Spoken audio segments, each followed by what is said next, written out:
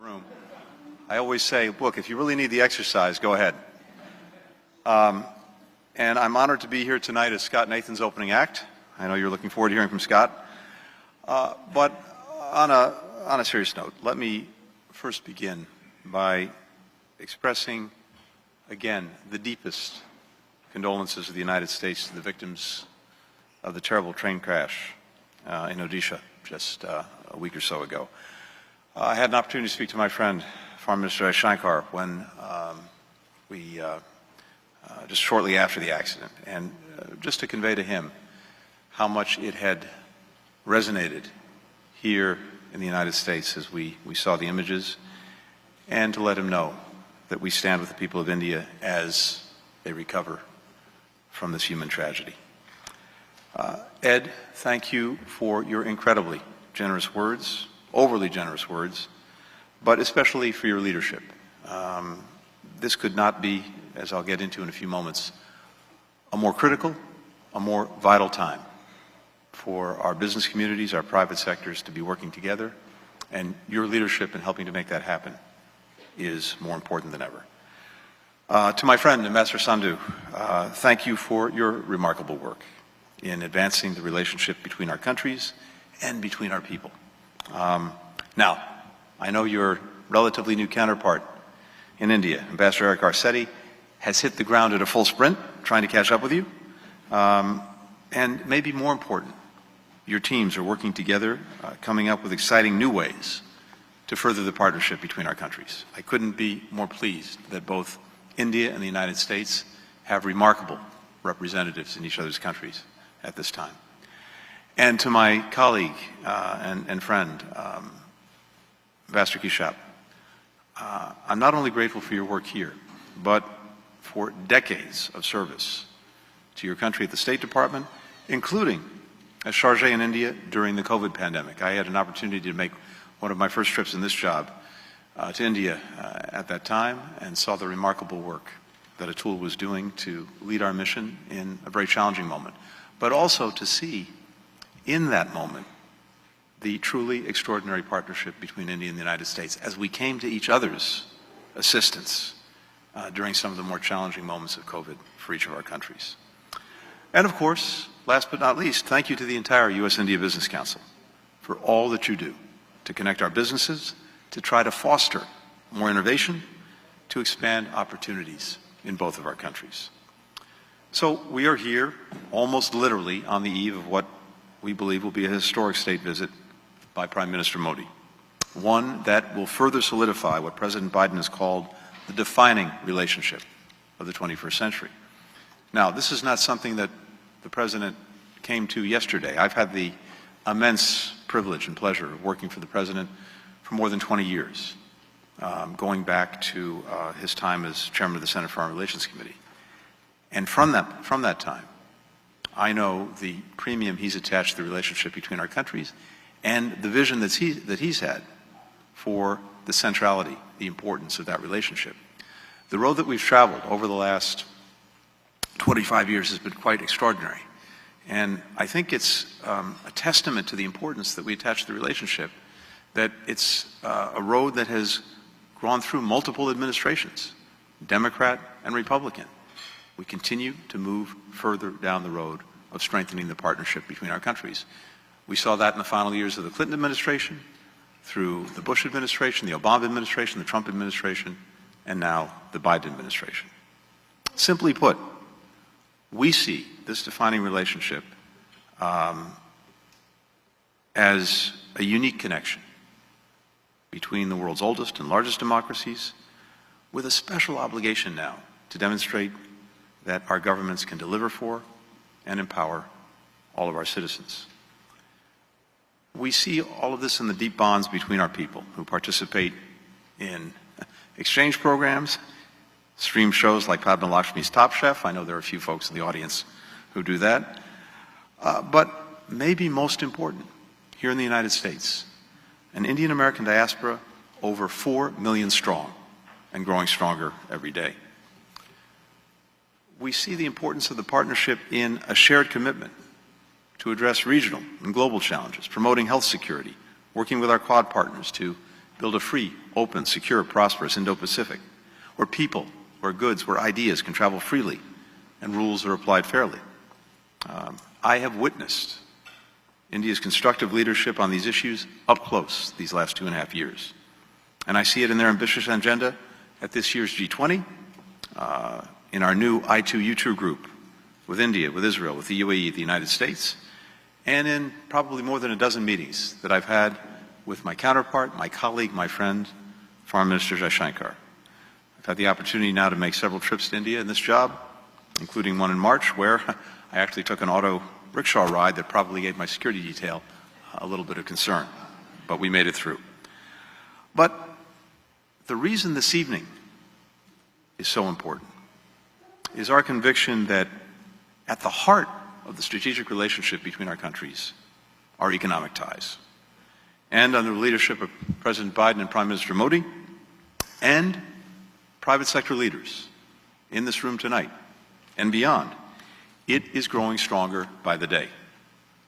Last year, as you all know, trade between our nations reached a record $191 billion, making the United States the largest trading partner for India.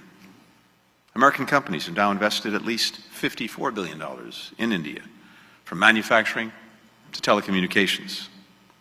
In the United States, Indian companies have invested over $40 billion in IT and pharmaceuticals and more, supporting 425,000 jobs from California to Georgia. Just this February, Air India announced the historic purchase of more than 200 Boeing aircraft, which will support an estimated 1 million plus jobs across 44 of the United States. Both the U.S. and India are making transformative investments in our own countries to build our own strength. President Biden's $1.2 trillion bipartisan infrastructure law, followed after that by the CHIPS Act, and as well the Inflation Reduction Act. Prime Minister Modi's 100 trillion rupee infrastructure plan. All of this will make our economies more productive and more attractive for investors. And India has joined 3 pillars of our new Indo-Pacific economic framework, committing to build more resilient supply chains, to seize clean energy opportunities, and to combat corruption and other challenges that undermine the efforts of our governments. Together, we're helping to shape the innovations of the future, but not just the innovations themselves, also, and this is so critical, the norms, the standards and rules that govern them, from artificial intelligence to quantum computing. In January, this Council co-hosted a roundtable where our 2 governments inaugurated a new initiative on critical and emerging technologies. We're elevating and expanding the strategic technology partnership between governments, but also between businesses, between academic institutions in both our countries, because that we believe how technology is designed, how it is used, should be informed by democratic values and respect for human rights. Central to all of this cooperation is diversifying and deepening our supply chains with trusted countries, while also reducing strategic dependencies. My friend and colleague, Secretary of Commerce Raimondo, and her counterpart, Minister Goyal, recently established a partnership to make our semiconductor supply chains more resilient. In Tamil Nadu, the U.S. International Development Finance Corporation, and you'll hear from Scott in a little while, provided $500 million to help a leading American company build a solar manufacturing facility. This project will power roughly 30 million light bulbs in homes, in schools, in businesses across India. It will create over 1,000 jobs for Indians and Americans, and, maybe most significantly, it will shift a key component of our clean energy supply chains to a close partner. That's what we mean when we say we are building more resilient, more diversified supply chains. Finally, we are investing in our people. The U.S. and India's education systems have produced the leaders of some of our most iconic companies, from Google to Infosys, to, not to mention former MasterCard CEO, Ajay Banga, who is now, of course, the new president of the World Bank and one-time president of the USIBC. Indian Americans have created a third of all immigrant-funded startups in the United States. Think about that for a minute. That is extraordinarily powerful.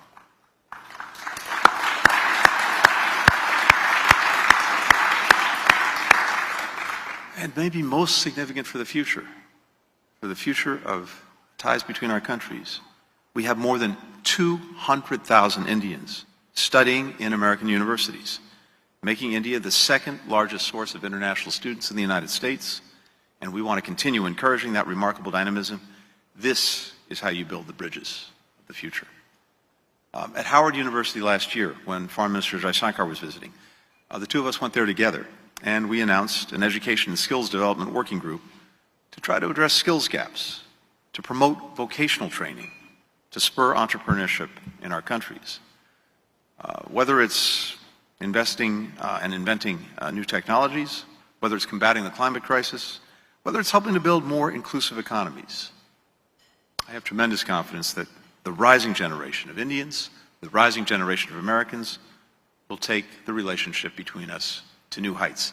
And in doing that, they will not only benefit our countries, they will benefit the entire world. Now, we know that India and the United States are big, complicated countries. We certainly have work to do to advance transparency, to promote market access, to strengthen our democracies, to unleash the full potential of our people. But the trajectory of this partnership is unmistakable, and it is filled with promise. It's being written in places like North Carolina, where our growing engagement is benefiting both our countries. The Tar Heel State has become a hub for Indian investment, with tech companies like HCL creating 2,400 jobs, training American high schoolers for IT careers. Meanwhile, Charlotte-based Honeywell is employing 13,000 people from Kolkata to Mumbai, making safer airplanes, making energy-efficient buildings. Duke University has established a presence in Bangalore, strengthening academic and research exchanges between our people. Commenting on this explosion of U.S. India commercial activity, one North Carolina entrepreneur from Gujarat observed, and I quote, "This could not have happened 15 years ago."